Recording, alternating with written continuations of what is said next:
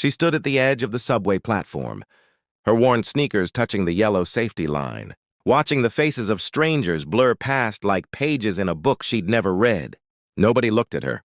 Nobody ever did. At 17, Maya Chen had perfected the art of invisibility, which made what happened next all the more impossible to believe. The morning had started like any other in Queens. Her alarm hadn't gone off. Her little brother had used all the hot water, and her mother had already left for her first shift at the hospital before dawn broke. Maya grabbed a granola bar that tasted like cardboard and rushed out the door, her backpack heavy with textbooks she couldn't afford to buy new. She was running late for school again, and Mrs. Patterson would give her that look. The one that said she expected more from her scholarship students. The F train pulled into the station with its familiar screech, and Maya squeezed into the crowded car, finding a spot near the door where she could avoid eye contact with everyone. She put in her earbuds, but her phone was dead. So she just stood there pretending to listen to music, watching the tunnel walls fly past in the darkness between stations. That's when she saw her. An elderly woman, probably in her 80s, sat in one of the seats near Maya, clutching a faded leather purse against her chest. Her hands were trembling, and her eyes, bright blue and watery, darted around the car with unmistakable fear.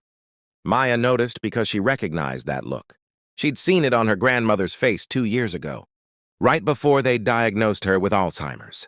The woman was crying silently, tears streaming down her weathered cheeks, and nobody noticed. Or maybe they did and they just didn't care. New York was like that sometimes. A city of 8 million people, all experts at minding their own business. Maya pulled out one earbud and leaned down. "Ma'am, are you okay?" The woman looked up at her, and for a moment, Maya saw pure terror in those ancient eyes. "I don't know where I am," she whispered. "I don't know how to get home." Something cracked open in Maya's chest. She checked her watch. She had 15 minutes before first period. If she was late again, it would be her 3rd strike this month. But she couldn't just walk away. "It's okay," Maya said, sitting down beside her. "I'll help you. What's your name?" "Margaret. Margaret Sullivan."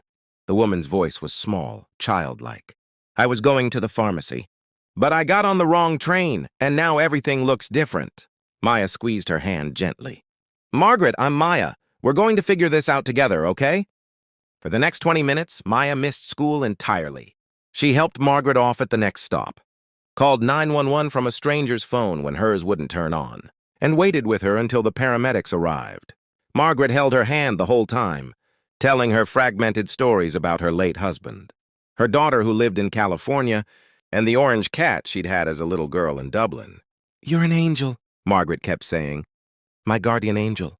But Maya didn't feel like an angel. She felt like a girl who was about to fail chemistry and disappoint everyone who believed in her. When the paramedics finally arrived and contacted Margaret's daughter, Maya slipped away quietly. She made it to school just as 3rd period was ending, prepared for the consequences. Mrs. Patterson called her to the office during lunch. "This is the 3rd time this month." "Maya," her counselor said, her voice heavy with disappointment. "I've tried to be understanding, but there are rules. You're on academic probation now. One more unexcused absence, and we'll have to reconsider your scholarship." Maya nodded, throat tight. She wanted to explain about Margaret, about the fear in that old woman's eyes, about how she couldn't just walk away from someone who needed help. But what was the point? Nobody understood that some things mattered more than showing up on time. That night, Maya couldn't sleep. She kept thinking about Margaret, wondering if she'd made it home safely, if her daughter had come to get her. She thought about her own grandmother, who'd wandered away one winter evening and been found 3 blocks away, confused and crying, wearing only her nightgown. Maya remembered how terrified she'd been, how angry at all the people who must have walked past her grandmother without stopping. 2 weeks passed. Maya buried herself in schoolwork trying to catch up, trying to prove she deserved her spot at the school. She tutored her little brother in math, worked her weekend shifts at the grocery store, and barely slept. The memory of Margaret faded into the background noise of her exhausting life. Then one Thursday afternoon, Maya was called to the principal's office. Her heart dropped. This was it. They were taking away her scholarship, all because she'd stopped to help someone. Principal Roberts sat behind his desk, and to Maya's surprise, he was smiling. Beside him sat a well-dressed woman in her 50s with Margaret's same blue eyes. "Maya, this is Dr. Patricia Sullivan. She's been looking for you." The woman stood, her eyes glistening. "You helped my mother, Margaret Sullivan, 2 weeks ago on the subway." Maya's breath caught. "Is she okay?" "She's home now, safe, thanks to you." Dr. Sullivan's voice cracked. "The paramedics told me about the young girl who stayed with her, who held her hand and kept her calm. I've been trying to find you ever since. My mother has dementia. She wandered away from her caregiver that morning. If you hadn't stopped, if you hadn't stayed with her—" She couldn't finish the sentence. Maya felt tears burning in her eyes. "I just did what anyone would do." "But they didn't," Dr. Sullivan said softly. "My mother told me at least 30 people walked past her on that platform. You were the only one who—" stopped. She reached into her purse and pulled out an envelope. "I know you missed school to help her. I spoke with Mrs. Patterson and Principal Roberts. This won't cover everything, but I hope it helps." Inside the envelope was a check for $5,000. Maya's hand started shaking. "I can't accept this. I didn't help her for money. I know," Dr. Sullivan interrupted. "That's exactly why you deserve it. My mother wanted you to have it. She hasn't stopped talking about her guardian angel. She smiled through tears. You gave us more time together." "That's priceless." But Dr. Sullivan wasn't finished. "I'm also establishing a scholarship in my mother's name at your school for students who demonstrate exceptional character and compassion. Principal Roberts and Mrs. Patterson have nominated you as the first recipient." Maya couldn't speak. She looked at Principal Roberts, who nodded. "You showed us what really matters, Maya. You chose kindness over convenience. That's the kind of student, the kind of person we want to support." That evening, Maya sat with her little brother and her exhausted mother at their small kitchen table, telling them everything. Her mother cried, pulling Maya into a fierce hug. "Your grandmother would be so proud," she whispered.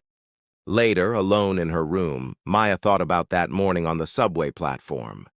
She'd seen a scared old woman and recognized her grandmother's face.